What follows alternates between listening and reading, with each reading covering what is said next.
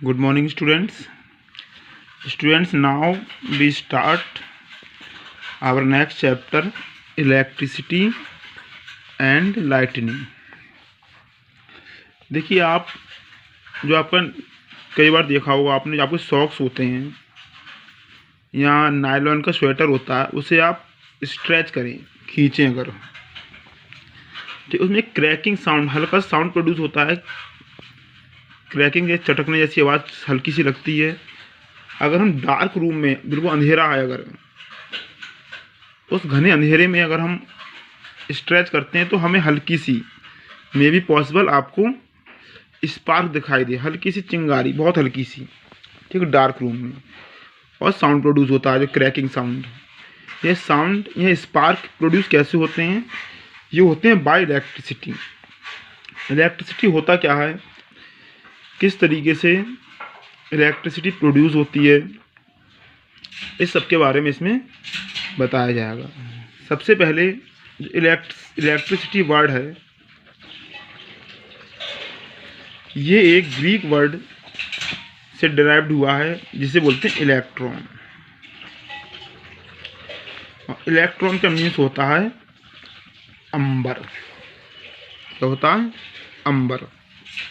ठीक, अंबर एक मैटर होता है, पदार्थ, जिसे ग्रीक्स ने 2500 ईयर्स एगो फाउंड किया था, मिला था ये अंबर नाम का मैटर। जब अंबर को, इसमें होता क्या है, जब अंबर को हम सिल्क से रब्ड करते हैं, कैसे करते हैं? सिल्क से। जब अंबर को सिल्क से रब्ड करते हैं तो उसमें जो बहुत टिनी फेदर्स, डस्ट पार्टिकल्स, इन चीज़ों को अपनी ओर अट्रैक्ट करने की प्रॉपर्टी आ जाती है, मतलब इन चीज़ों को अपनी ओर अट्रैक्ट करने लगती है। ये किस कारण होता है? ये इलेक्ट्रिसिटी के कारण होता है। ठीक, और भी कई सारे एग्जाम्पल हैं। जैसे मान लीजिए आप कॉम्ब, कंघा जो होता है, उसे बालों में चलाएं और फिर कागज़ के छोटे छोटे टुकड़े रखें, उसके पास में लेकर आएंगे, तो आप देखते हैं कि जो कॉम्ब होता है वो टिनी पेपर को अपनी ओर अट्रैक्ट करता है। मतलब टिनी पेपर जो होते हैं वो कॉम्ब से चिपक जाते हैं। जब उन्हें बालों से रब्ड करने के बाद हम पेपर के पास में लाते हैं। ये सब क्यों होता है? ये होता है इलेक्ट्रिसिटी के कारण। ठीक, इलेक्ट्रिसिटी कहाँ से आती है? कोई भी मैटर, कोई भी चीज़ जब वो किसी को अट्रैक्ट करती है रब्ड करने के बाद, इट मीन्स उस पर एक चार्ज आ जाता है। क्या आ जाता है? चार्ज। ठीक, जैसे मान ली हमने जब अंबर को सिल्क से रब्ड किया तो अंबर पर एक चार्ज आ जाता है। ठीक, और चार्ज के कारण ही अंबर जो है वो टिनी फेदर्स के लिए अपनी ओर अट्रैक्ट करता है। ऐसे कॉम्ब, जब कॉम्ब को हम हेयर से रब्ड करते हैं तो उसमें टिनी पेपर अट्रैक्ट करता है इलेक्ट्रिसिटी के कारण, मतलब उस पर एक चार्ज आ जाता है। ठीक, ये चार्ज हमारा, इलेक्ट्रिसिटी जो होती है इलेक्ट्रोस्टैटिक्स कहलाता है। इसके अंदर जो हम स्टडी करते हैं इलेक्ट्रिसिटी की या चार्ज की, इलेक्ट्रोस्टैटिक्स कहलाता है। और जब चार्ज फ्लो होता है, एक प्लेस से दूसरे प्लेस पर फ्लो होता है, it means electric current pass हो रहा है। क्लियर? तो इलेक्ट्रिक करंट पास होने का मतलब इलेक्ट्रिक चार्ज फ्लो हो रहा है, तब इलेक्ट्रिक करंट हमारा होता है। ठीक, कोई बल्ब ग्लो होता है, बल्ब ग्लो कब हो रहा है? जब उसमें से इलेक्ट्रिक करंट पास हो रहा है। तो इस चैप्टर में हम इसके बारे में स्टडी करेंगे। तो सबसे पहले हम इलेक्ट्रिक चार्ज के बारे में देखते हैं। इलेक्ट्रिक चार्ज क्या होता है? जब किसी कॉम्ब को हेयर से रब्ड किया जाए या किसी भी मैटर को रब्ड किया जाता है किसी चीज़ से, तो वो इलेक्ट्रिकली चार्ज हो जाता है।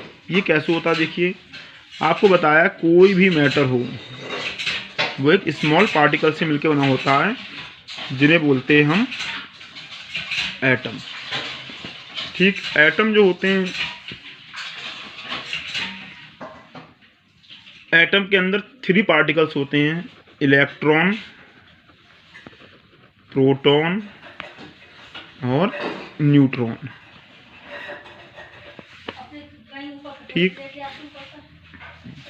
इलेक्ट्रॉन पर नेगेटिव चार्ज पाया जाता है, प्रोटॉन पर पॉजिटिव चार्ज, और न्यूट्रॉन जो है ये न्यूट्रल होता है, इस पर कोई भी चार्ज नहीं होता है। क्लियर? तो इलेक्ट्रॉन जो पर नेगेटिव चार्ज पाया जाता है, प्रोटॉन पर पॉजिटिव चार्ज और न्यूट्रॉन पर कोई भी चार्ज नहीं होता है। क्लियर? एटम का स्ट्रक्चर अगर रफली बताऊँ आपको, बेसिकली बीच में डेंस पार्ट होता है,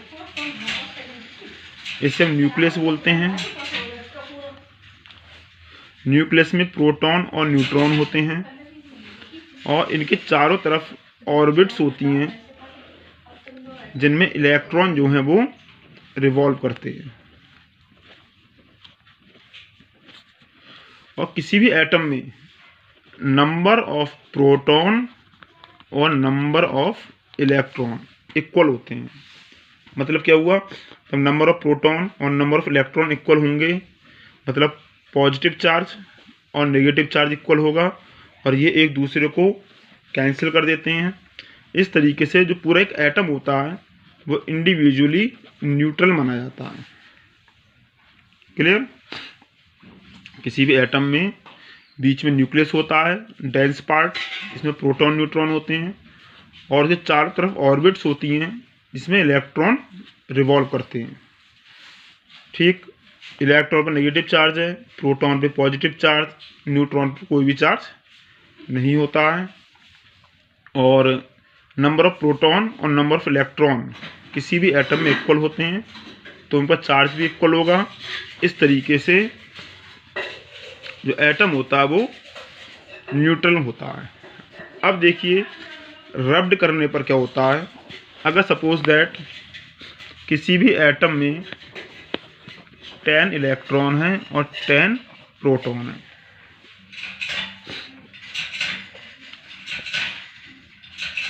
तो जब हम रब्ड करते हैं तो क्या होता है, प्रोटॉन तो हमारे ट्रांसफ़र नहीं होते हैं क्योंकि वो न्यूक्लियस के अंदर होते हैं।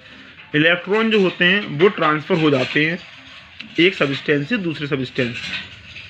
ठीक, जैसे मान ली हमने कोई मैटर लिया,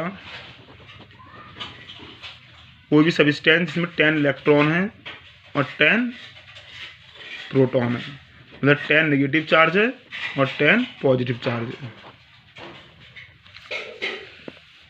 अब हम रब्ड करेंगे किसी दूसरे मैटर से तो 2 काम हो सकते हैं।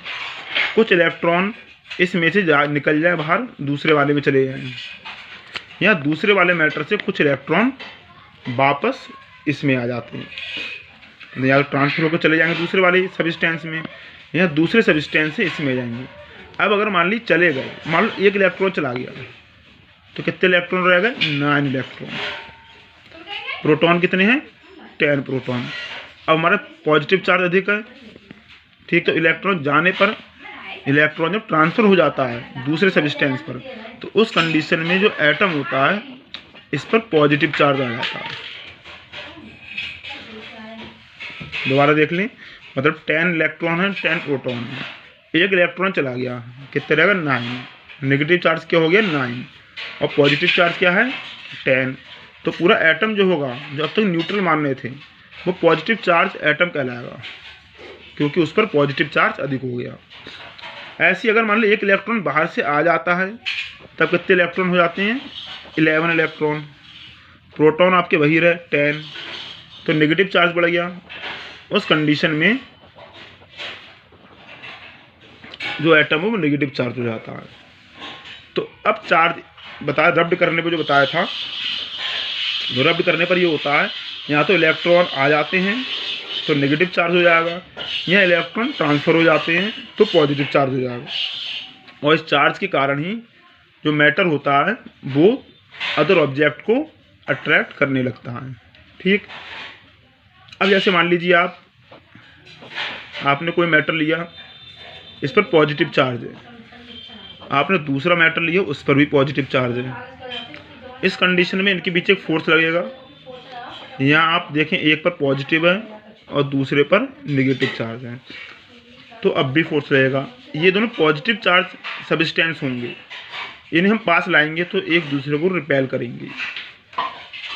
क्या करेंगे? रिपेल। जबकि अपोजिट चार्ज एक पर प्लस और एक पर माइनस है, तो ये एक दूसरे को अट्रैक्ट करते हैं। तो इससे प्रूव क्या होता है कि जो सेम चार्ज होते हैं वो हमारे रिपेल करते हैं, अपोजिट चार्ज होते हैं प्लस माइनस के तो वो अट्रैक्ट करते हैं। ठीक, इस कंडीशन में चाहे रिपेल हो रहा हो या अट्रैक्ट हो रहा हो, जो फोर्स वर्क करता है सब्सटेंस के बीच में वो कहलाता है इलेक्ट्रोस्टैटिक फोर्स।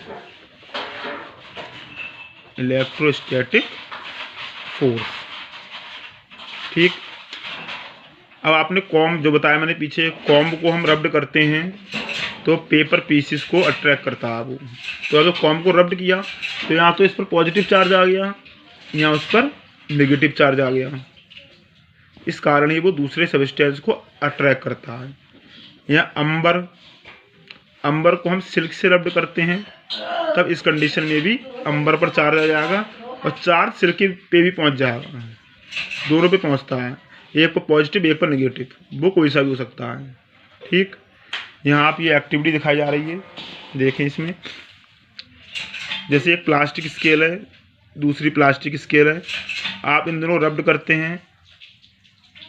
ठीक, और पास पास में लेकर आएंगे तो दोनों प्लास्टिक स्केल है, जाहिर सी बात है दोनों पर सेम चार्ज आएगा, तो ये एक दूसरे को रिपेल करेंगे। इसका मीन्स सेम चार्ज रिपेल करते हैं। अगर आप स्केल रब्ड करके रखें और एक ग्लास रॉड लें उसे रब्ड करें और पास में लाएंगे तो ये एक दूसरे अट्रैक्ट करते हैं। इसका मतलब इन दोनों पे अलग अलग चार्ज है, इस पर पॉजिटिव या नेगेटिव कुछ भी हो सकता है। और ग्लास रॉड लेकर आएंगे दो, उन्हें करेंगे रब्ड तो ये भी रिपेल करेंगे क्योंकि दोनों पर सेम चार्ज आता है। ठीक, इससे ये प्रूव होता है कि जो सेम चार्ज होते हैं वो रिपेल करते हैं, मतलब लाइक चार्ज बोल सकते हैं, like charge repel to each other, और अनलाइक चार्ज होते हैं वो एक दूसरे को अट्रैक्ट करते हैं। ओके स्टूडेंट्स, अब हम अगला टॉपिक देखेंगे कि how an object gate charge. इसके बारे में बता दिया मैंने, फिर डिटेल में बताया जाएगा। ठीक, आप इतना पहले पढ़ें और चैप्टर को रीड करें, उसके आगे नेक्स्ट टॉपिक एक्सप्लेन किया जाएगा।